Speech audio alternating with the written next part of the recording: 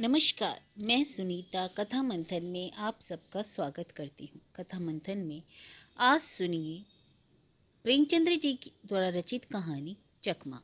प्रेमचंद्र जी की अन्य कहानी आपको हमारी प्लेलिस्ट से मिल जाएंगी। लिंक आपको डिस्क्रिप्शन बॉक्स और एंड स्क्रीन पे मिल जाएगा। इसके साथ ही साथ अन्य कहानियाँ और उपन्यासों का लिंक भी आपको डिस्क्रिप्शन बॉक्स और प्लेलिस्ट से मिल जाएगा। आप चेक कर सकते हैं और अपनी मनपसंद कहानियाँ वहाँ से सुन सकते हैं। तो चलिए शुरू करते हैं कहानी चकमा। सेठ चंदूमल जब अपनी दुकान और गोदाम से भरे हुए माल को देखते तो मुंह से ठंडी सांस निकल जाती। कैसे बिकेगा यह माल? बैंक का सूद बढ़ रहा है, दुकान का किराया चढ़ रहा है, कर्मचारियों का वेतन बाकी पड़ता जाता है। ये सभी रकमें गांठ से देनी पड़ेंगी। अगर कुछ दिन यही हाल रहा तो दिवाली के सिवा और किसी तरह जान न बचेगी। इस पर भी धरने वाले नित्य सिर पर शैतान की तरह सवार रहते हैं।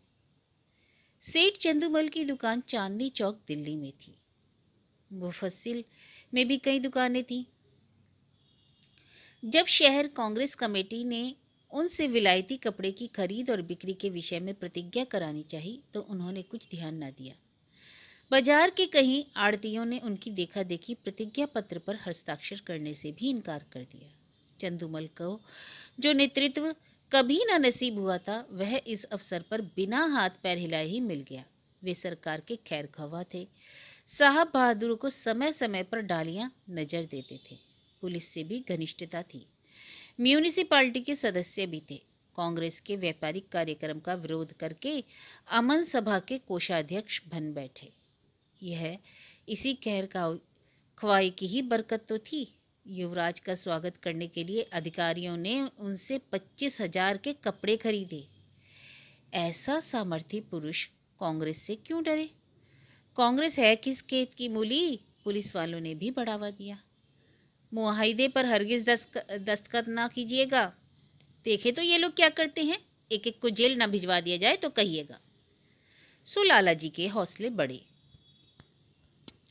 उन्होंने कांग्रेस से लड़ने की ठान ली। उसी के फलस्वरूप 3 महीनों से उनकी दुकान पर प्रातःकाल से 9 बजे तक पहरा रहता था। पुलिस दलों ने उनकी दुकान पर वॉलंटियरों को कई बार गालियां दी, कई बार पीटा।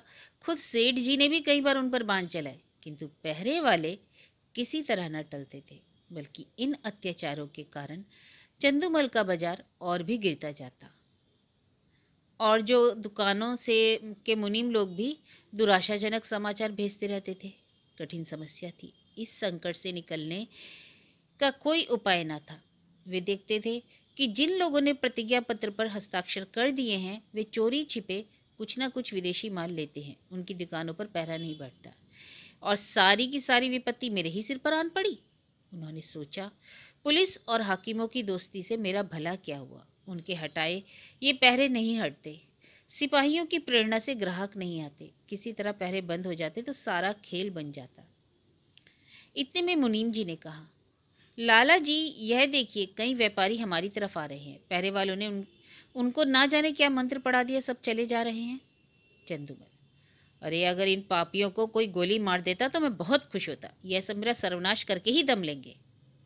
मुनीम, कुछ हुईटी तो होगी। यदि आप प्रतिज्ञा पर हस्ताक्षर कर देते तो यह पैरा उठ जाता, तब हमें भी यह सब माल किसी न किसी तरह खपा ही देते हम लोग।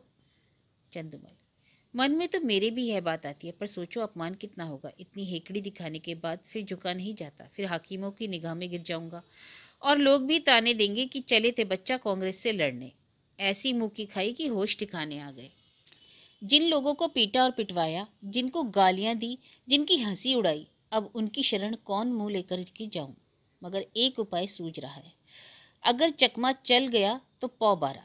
बात तो तब है जब सांप को मारूं मगर लाठी बचाकर पहरा उठा दूं, पर किसी की खुशामद बिना किए हुए। 9 बज गए थे। सेठ चंदूमल गंगा स्नान करके लौट आए थे और मसनद पर बैठकर चिट्ठियां पढ़ रहे थे। अन्य दुकानों के मुनीमों ने अपनी विपत्ति कथा सुनाई। एक एक पत्र पढ़कर सेठ जी का क्रोध बढ़ता जाता था। इतने में 2 वॉलंटियर झंडियां लेकर के लिए हुए उनकी दुकान के सामने आकर खड़े हो गए। हट जाओ हमारी दुकान के सामने से, सेठ जी ने डांट कर कहा। एक वॉलंटियर ने उत्तर दिया, महाराज हम तो सड़क पर हैं। क्या यहाँ से भी चले जाएं? सेठ जी, मैं तुम्हारी सूरत नहीं देखना चाहता। वॉलंटियर, तो आप कांग्रेस कमेटी को लिखिए, हमको तो वहाँ से यहाँ खड़े रहकर पहरा देने का हुक्म मिला है। एक कांस्टेबल ने आकर कहा, क्या है सेठ जी, यह लौंडा क्यों डराता है? चंदूमल, मैं कहता हूँ कि दुकान के सामने से हट जाओ, पर यह कहता है कि ना हटेंगे ना हटेंगे। जरा इसकी जबरदस्ती तो देखो। कांस्टेबल, तुम दोनों यहाँ से जाते हो कि आकर गर्दन नापूं? वॉलंटियर, अरे हम तो सड़क पर खड़े हैं, दुकान पर तो नहीं। कांस्टेबल का अभिष्ट अपनी कारगुजारी दिखाना था। वह सेठ जी को खुश करके कुछ इनाम विनाम लेना चाहता था। उसने वॉलंटियरों को अपशब्द कहे।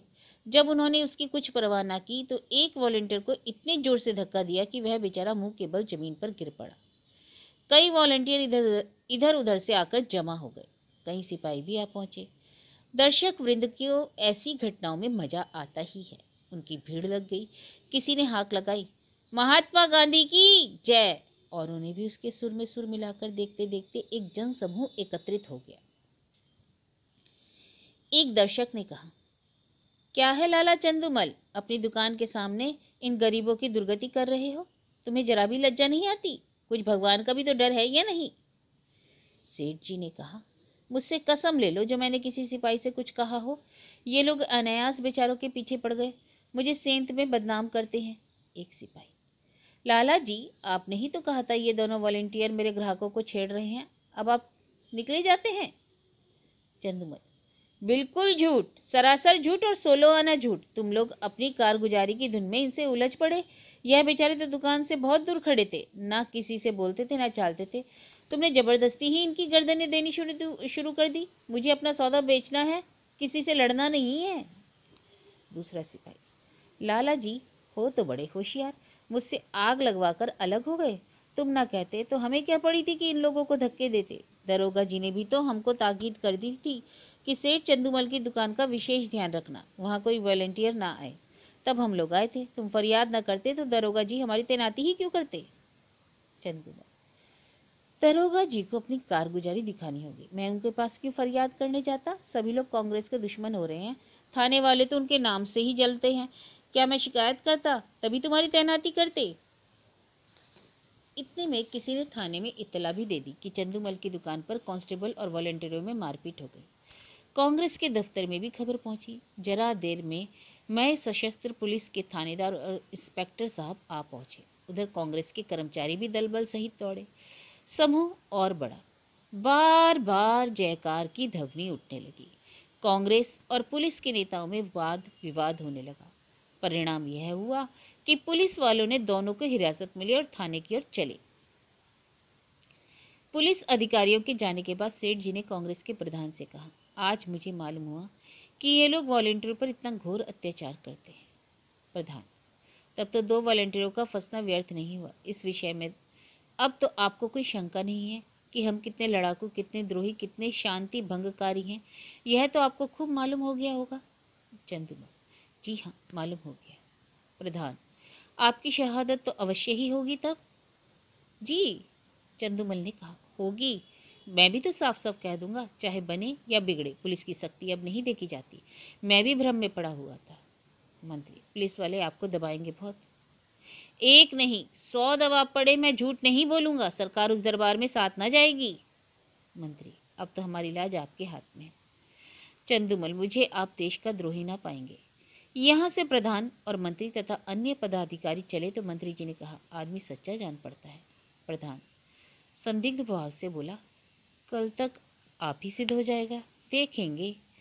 शाम को पुलिस इंस्पेक्टर ने लाला चंदूमल को थाने में बुलाया और कहा, आपको शहादत देनी होगी, हम आपकी तरफ से बेफिक्र हैं। चंदूमल बोले, हाजिर हूँ। इंस्पेक्टर, वॉलंटियरों ने कांस्टेबल को गालियाँ दी थी? चंदूमल, मैंने नहीं सुनी। इंस्पेक्टर, सुनी या ना सुनी यह बहस नहीं है। आपको यह कहना होगा कि यह सब खरीदारों को धक्के देकर हटा रहे थे, हाथापाई करते थे, मारने की धमकी देते। ये सभी बातें कहनी होगी। दरोगा जी, यह बयान लाइए जो मैंने सेठ जी से के लिए लिखवाया है। चंदूमल, मुझसे भरी अदालत में झूठ ना बोला जाएगा। अपने हजारों जानने वाले अदालत में होंगे, किस किस से मुँह छिपाऊं? कहीं निकलने की जगह भी तो चाहिए। अजी यह सब बातें निज मामलों के लिए हैं, पॉलिटिकल मामलों में झूठ सच शर्म हया किसी का ख्याल नहीं किया जाता। चंदूमल, मुंह में खाली लग जाएगी। इंस्पेक्टर, सरकार की निगाह में इज्जत चौगनी हो जाएगी। चंदूमल, जी नहीं, गवाही ना दे सकूंगा, कोई और गवाह बना लीजिए। याद रखिए, इज्जत खाक में मिल जाएगी। चंदूमल, मिल जाए, मजबूरी है। अमन सभा के कोषाध्यक्ष का पद छिन जाएगा आपसे। उनसे कौन रोटियां चलती हैं मेरी। इंस्पेक्टर, बंदूक का लाइसेंस छिन जाएगा। छिन जाए बला से, और फिर आपके इनकम टैक्स की जांच होगी। जरूर कराइए, यह तो मेरे मन की बात हुई। बैठने को कुर्सी ना मिलेगी। कुर्सी लेकर चाटूं, दिवाला तो निकला जा रहा है। अच्छी बात है, तशरीफ ले जाइए, कभी तो आप पंजे में आवेंगे। दूसरे दिन इसी समय कांग्रेस के दफ्तर में कल के लिए कार्यक्रम निश्चित किया जा रहा था। प्रधान ने कहा, सेठ चंदूमल की दुकान पर धरना देने के लिए 2 स्वयंसेवक भेजिए। मंत्री, मेरे विचार में अब वहां धरना देने की कोई जरूरत नहीं। प्रधान, क्यों? उन्होंने अभी प्रतिज्ञा पत्र पर हस्ताक्षर तो नहीं किए। हस्ताक्षर नहीं किए, पर हमारे मित्र अवश्य हो गए। पुलिस की तरफ से गवाही न देना यही सिद्ध करता है। अधिकारियों का कितना दबाव पड़ा होगा, इसका अनुमान किया जा सकता है। यह नैतिक साहस में परिवर्तन हुए बिना नहीं आ सकता। प्रधान, हाँ, कुछ परिवर्तन तो अवश्य हुआ है। मंत्री, कुछ नहीं महाशय, पूरी क्रांति कहना चाहिए। आप जानते हैं ऐसे मामलों में अधिकारियों की अवहेलना करने का क्या अर्थ है। यह राज विद्रोह की घोषणा के समान है। त्याग में संन्यास से इसका महत्व कम नहीं है। आज जिले के सारे हाकिम उनके खून के प्यासे हो रहे हैं। आश्चर्य नहीं कि गवर्नर महोदय को भी इसकी सूचना दी गई हो। प्रधान, और कुछ नहीं तो उन्हें नियम का पालन करने ही के लिए प्रतिज्ञा पत्र पर हस्ताक्षर कर देना चाहिए था। किसी तरह उन्हें यहाँ बुलाइए, अपनी बात तो रह जाए। मंत्री, वह बड़ा आत्माभिमानी है, कभी ना आएगा। बल्कि हम लोगों को की ओर से इतना अविश्वास देखकर संभव है कि फिर उस दल में से मिलने की चेष्टा करने लगी। प्रधान, अच्छी बात है, आपको उन पर इतना विश्वास हो गया है तो उनकी दुकान छोड़ दीजिए। तब भी मैं यही कहूँगा कि आपको स्वयं मिलने के बहाने उस पर निगाह रखनी होगी। मंत्री, आप नाहक कितना शक करते हैं। 9 बजे सेठ चंदूमल अपनी दुकान पर आए। वहाँ एक भी वॉलंटियर ना था। मुख पर मुस्कुराहट की झलक आई। मुनीम से बोले, कौड़ी चित पड़ी। मुनीम, मालूम तो होता है, एक महाशय भी नहीं आए।